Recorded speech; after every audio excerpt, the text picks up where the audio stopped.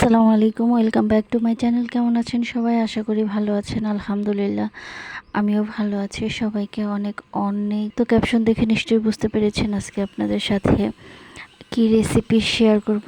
হ্যাঁ, ইলিশ মাছ পটল দিয়ে রান্না করব, ঝোল করব।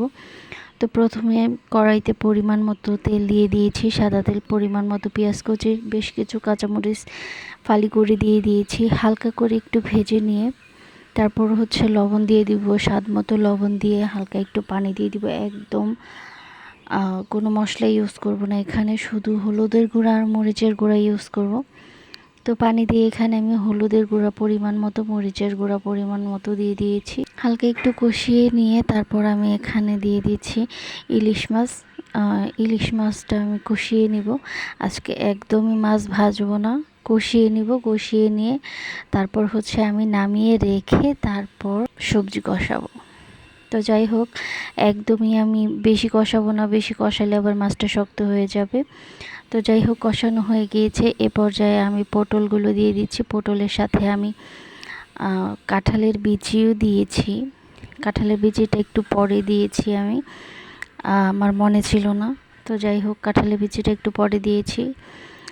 তো এভাবে আমি কয়েকবার ঢাকা দিয়ে দিয়ে কষিয়ে নেব। কষিয়ে নিলেই কাঁঠাল বিচিটা সুন্দর নরম হয়ে যাবে। তো এই তো আপনাদের সাথে কথা বলতে বলতে কষানো প্রায় হয়ে গিয়েছে। এ পর্যায়ে আমি ঝোলের পানিটাও দিয়ে দিব। আমি গরম করে রেখেছি পানি, গরম পানি অ্যাড করব এখানে। যেহেতু একটু গ্যাসটা কম, সেহেতু আমি এখানে গরম পানি অ্যাড করেছি। তো গরম পানি দিয়ে আমি একটু ঢাকা দিয়ে দিব। ঢাকা দিয়ে তারপর আবার অপেক্ষা করব বেশ কিছুক্ষণ। তো আমার ভিডিও আপনাদের ভালো লেগে থাকলে অবশ্যই লাইক, কমেন্ট, সাবস্ক্রাইব করে দেবেন। যারা অলরেডি করে ফেলেছেন তাদের সবাইকে অসংখ্য অসংখ্য ধন্যবাদ। যারা এখনও করেননি প্লিজ প্লিজ আমার চ্যানেলটিকে সাবস্ক্রাইব করে দেবেন, পাশের বেল আইকনটি বাজিয়ে দেবেন।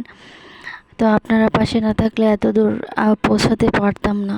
অবশ্যই আপনারা পাশে আছেন বিধায় এত দূর পৌঁছেছি। আরও একটু পাশে থাকবেন, অবশ্যই সাথে থাকবেন। আমিও আপনাদের সাথে আছি।